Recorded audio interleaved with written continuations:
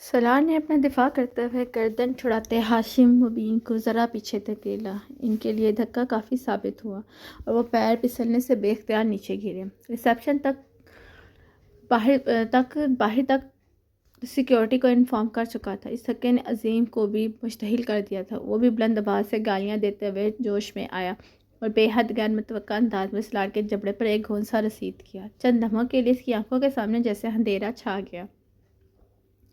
وہ اس کے لیے بالکل بھی تیار نہیں تھا۔ وہ ذرا سا جھکا اور عظیم اس کے پیچھے کھڑا ماما تک جا پہنچا۔ اس نے کانپتے ہوئے سلار کے پیچھے چھپنے کی کوشش کی، لیکن عظیم نے اسے بازو سے پکڑ کر گھسیٹتے ہوئے نہ صرف سلار سے الگ کرنے کی کوشش کی بلکہ اس کے چہرے پر ایک زوردار تھپڑ رسید کیا۔ سلار تب تک سنبھل کر سیدھا ہو کر اسے چھڑانے کے لیے پلٹا تھا جب اس کے بائیں کندھے کی پشت پر درد کی ایک تیز لہر اٹھی۔ اس نے ہونٹ بیچ کر اپنی چیخ روکی۔ وہ ہاشم مبین تھے جس نے ٹیبل پر پڑا ہوا چاقو اس کی پشت میں مارنے کی کوشش کی، لیکن آخری لمحے میں ہلنے کی وجہ سے وہ اس کے بائیں کندھے میں جا کر لگا تھا۔ سیکیورٹی اور دوسرے ویٹرز تب تک قریب پہنچ چکے تھے، ان تینوں کو پکڑ چکے تھے۔ امامہ نے نہ تو ہاشم مبین کو سلار کو چاقو مارتے دیکھا تھا اور نہ ہی سلار کو چاقو کندھے سے نکالتے دیکھا۔ سلار اپنے جینز کی جیب سے سیل نکال کر اسکندر کو فون پر وہاں آنے کے لیے کہہ رہے تھے۔ اس کے چہرے پر تکلیف کے آثار تھے، لیکن اس کے باوجود وہ اپنا لہجہ نرم رکھ کر اسکندر سے بات کر رہا تھا۔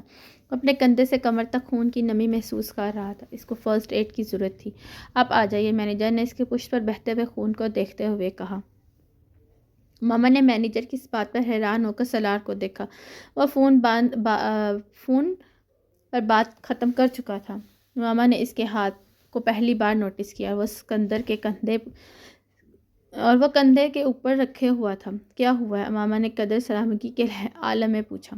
کچھ نہیں، سلار نے اپنا بازو سیدھا کیا۔ ماما نے اس کی خون آلودہ انگلیاں دیکھیں۔ اس نے سمجھا شاید اس کا ہاتھ زخمی ہے۔ اسے کیا ہوا ہے؟ اس نے کچھ ہوا باختہ ہو کر پوچھا۔ اسے جواب دینے کی بجائے قریبی ٹیبل سے نیپکن اٹھا کر اپنے ہاتھ صاف کرتے ہوئے ماما کو چلنے کا اشارہ کیا۔ وہ مینیجر کے کمرے میں آ گیا اور پولیس کو کال کر چکا تھا۔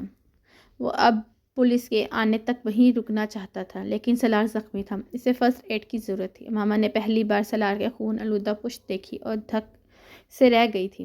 اگلے 5 منٹ میں پولیس، ایمبولینس اور اسکندر آگے پیچھے پہنچ چکے تھے۔ اسکندر کے آتے ہی سلار نے ماما کو گھر کی بجائے فوری طور پر کہیں اور بھیجنے کا کہا۔ سلندر خود سلار کو ہاسپٹل لے جا رہے تھے۔ وہ چاہنے کے باوجود اس سے یہ نہ کہہ سکی کہ وہ اس کے ساتھ جانا چاہتے تھے۔ اسکندر نے اسے فوری طور پر اپنے بڑے بھائی شاہ نواز کے گھر بھیج دیا۔ وہ وہاں بت کی طرح آ کر گیسٹ روم میں بیٹھ گئے۔ سلار کو کسی نے چاقو سے زخمی کر لیا تھا، یہ اس نے سن لیا تھا، مگر اس کے باپ نے کیا تھا یا بھائیوں میں سے کسی نے، وہ یہ جان نہ سکی۔ ریسٹورنٹ کی سیکیورٹی نے پولیس کے آنے تک ان تینوں کے کمرے میں بند کر دیا تھا۔ وہ ابھی آئے ہوئے 5 منٹ ہی ہوئے تھے کہ سلار کی کال آ گئی۔ تم پہنچ گئی ہو؟ اس نے ماما کی آواز سنتے ہی کہا۔ ہاں، تم کہاں ہو؟ ابھی کلینک میں ہوں، سلار نے کہا، اور ابو پاس ساتھ ہے میرے۔ سلار نے اس کے لفظوں پر غور نہیں کیا۔ میں اپنے ابو کا پوچھ رہی ہوں، اس نے بے ساختہ کہا۔ اسے ماما نے یہ تشویش بہت بری لگی۔ وہ تینوں پولیس کسٹڈی میں ہیں، یہاں سے فارغ ہو کر ہم وہیں جائیں گے۔ ماما کا دل ڈوبا۔ باپ اور بھائیوں کے حوالات میں ہونے کی تصور نے چند لمحے کے لیے اسے سلار کی زخمی ہونے سے لاپرواہی کر دی۔ سلار، انہیں پلیز معاف کر دو اور ریلیز کروا دو۔ اسکندر اس وقت پاس ہوتے تو وہ ماما سے کچھ کہہ نہ سکا، لیکن وہ خفا ہوا تھا۔ اس سے زیادہ وہ اپنی فیملی کے لیے پریشان تھی۔ وہ زخمی تھا، لیکن اس نے یہ تک نہیں پوچھنے کی زحمت کی کہ وہ اب کیسا ہے۔ میں تم سے بعد میں بات کرتا ہوں۔ اس نے کچھ کہنے کی بجائے فون بند کر دیا۔ کلینک میں اس کے چیک اپ کو 1 گھنٹہ لگ گیا تھا۔ خوش قسمتی سے اس کی کوئی رگ کو نقصان نہیں پہنچا تھا۔ کلینک میں ہی اسکندر کی فیملی کے افراد نے آنا شروع کر دیا اور سلار کو اسکندر کے اشتعال سے اندازہ ہو گیا تھا کہ معاملہ سنجیدہ نوعیت اختیار کر گیا تھا۔ وہ خود بے حد ناراض ہونے کے باوجود معاملے کے ختم کرنے کی خواہش رکھتے تھے، لیکن اسکندر نہیں مان رہے تھے۔ ماما نے 2 بار سلار سے رابطے کی کوشش کی، لیکن ایک دفعہ اس نے فون نہیں اٹھایا اور دوسری دفعہ اس کا فون بند تھا۔ یہ دوسری بار ہوا تھا کہ اس نے اپنا سیل اس کی وجہ سے آف کیا تھا، کیونکہ پیروی نہ کروں اس کیس کی، انہیں چھوڑ دوں تاکہ اگلی بار وہ تمہیں شوٹ کر دیں۔ اس نے ہسپتال سے پولیس اسٹیشن جاتے ہوئے گاڑی میں اسکندر سے کہا تھا۔ میں بات بڑھانا نہیں چاہتا، بات بڑھ چکی ہے اب، اور اس کی ابتدا انہوں نے کی ہے۔ اسکندر نے بے حد مشتعل تھے۔ پاپا، وہ ماما کی فیملی ہے، اس نے بالآخر کہا۔ نہیں، وہ امامہ کی فیملی تھی، اگر اسے امامہ کی پرواہ ہوتی تو اس کے شوہر سے کبھی ہاتھ نہ اٹھاتے، اور اگر انہیں پرواہ ہوتی تو وہ امامہ کو بھی ان کی پرواہ نہیں کرنی چاہیے۔ ایک حد ہوتی ہے جو میں کبھی نہیں چاہتا تھا کہ وہ پار کریں، لیکن انہوں نے یہ حد پار کر لی ہے۔ میری فیملی میں سے کسی کو تکلیف پہنچے گی تو میں ہاشم فیملی کو کیسے سیو میں نہیں رہنے دوں گا، میں انہی کی زبان میں جواب دوں گا۔ یہ بات تم اپنی بیوی کو بھی بتا دو اور سمجھا بھی دو۔ پاپا پلیز، اس ایشو کو حل ہونا چاہیے، سلار نے باپ سے کہا۔ یہ خواہش ان کو کرنی چاہیے تھی، تب ہی یہ مسئلہ حل ہوگا۔ اسے اپنے میرے بیٹے کو ہاتھ لگانے کی جرت کیسے ہوئی؟ اس کا خیال تھا کہ میں یہ گنڈا گردی برداشت کر لوں گا۔ اب وہ مجھے پولیس اسٹیشن سے نکل کر دکھائیں۔ انہیں ٹھنڈا کرنے کی ہر کوشش ناکام رہی ہوئی تھی۔ معاملہ کس حد تک بڑھ جائے گا اس کا اندازہ سلار کو نہیں تھا۔ وہ صرف دوبارہ دونوں فیملیز میں مسئلہ نہیں کر رہا تھا، بلکہ یہ کمیونٹیز کا مسئلہ بن گیا تھا۔ اسلام آباد پولیس کے تمام اعلیٰ افسران اس معاملے کو حل کرنے کے لیے وہاں موجود تھے۔ ہاشم الدین کو سب سے زیادہ مسئلہ ریسٹورنٹ کی انتظامیہ کی وجہ سے ہوا تھا، جہاں یہ سب کچھ ہوا۔ ابتدائی غصہ و اشتعال کے باوجود بالآخر ہاشم فیملی نے واقعے کی سنگینی کو محسوس کرنا شروع کر دیا، مگر مسئلہ یہ ہوا تھا کہ اسکندر فیملی کسی قسم کی لچک دکھانے کو تیار نہ تھے۔ فجر تک وہاں بیٹھنے کے بعد بھی مسئلے کا کوئی حل نہیں نکلا۔ اب وہ گھر واپس آ گئے۔ سلار واپسی پر سارا رستہ اسکندر کو کیس واپس لینے پر قائل کرتا رہا۔ وہ ناکام رہا۔ شاہ نواز کے گھر گیسٹ روم میں داخل ہوتے ہی امامہ نے اس سے پوچھا، ابو اور بھائی ریلیز ہو گئے؟ اس کا دماغ گھوم گیا۔ واحد چیز جس کی امامہ کو پرواہ تھی وہ یہ تھی کہ اس کے ابو اور بھائی رہا ہو جائیں۔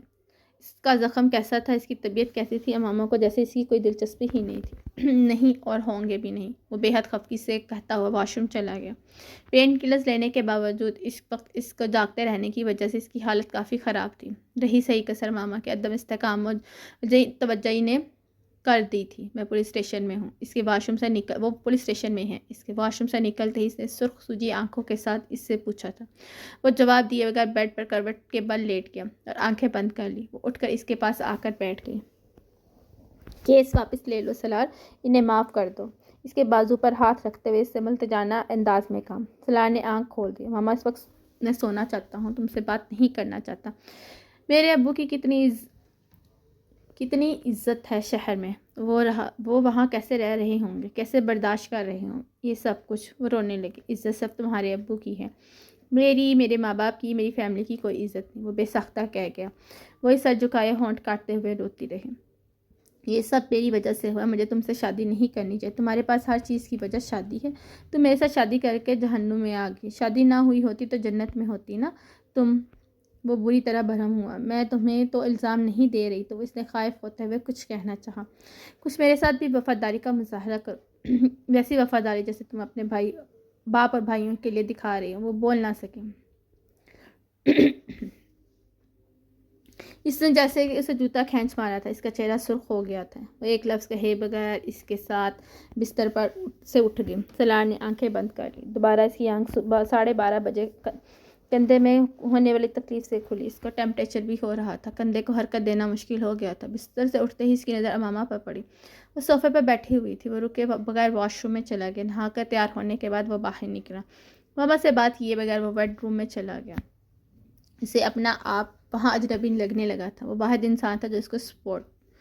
اب وہ بھی اس سے برگشتہ ہو رہا تھا۔ میں کیس واپس لے رہا ہوں، لنچ ٹیبل پہ بیٹھے اس نے اعلانیہ انداز میں کہا۔ پورے ٹیبل پہ ایک دم خاموشی چھا گئی۔ اسکندر کے ساتھ شاہ نواز اور اس کی فیملی بھی تھی۔ میں نے اس پورے معاملے کے بارے میں سوچا ہے۔ طبا نے بے حد تلخی سے اس کی بات کاٹی۔ تم سوچنا کب کا چھوڑ چکے ہو، تمہاری بیوی کی پڑھائی بھی پٹی ہے۔ ماما کو اس ساری ایکویشن سے نکال دو۔ اچھا تو پھر اسے طلاق دے کر اس مسئلے کو ختم کر دو۔ وہ ماں کا چہرہ دیکھتا رہا، پھر اس نے ہاتھ میں پکڑا کانٹا رکھ دیا۔ یہ میں کبھی نہیں کروں گا۔ تو پھر ہم بھی وہ نہیں کریں گے جو تم چاہتے ہو۔ ماما کا بھائی اور باپ جیل میں رہیں گے۔ طیبہ نے بھی اس انداز میں کہا۔ کیس واپس لینے کا مطلب ہے ان کو شے دینا۔ تم پوری فیملی کو خطرے میں ڈال رہے ہو۔ شاہ نواز نے مداخلت کی۔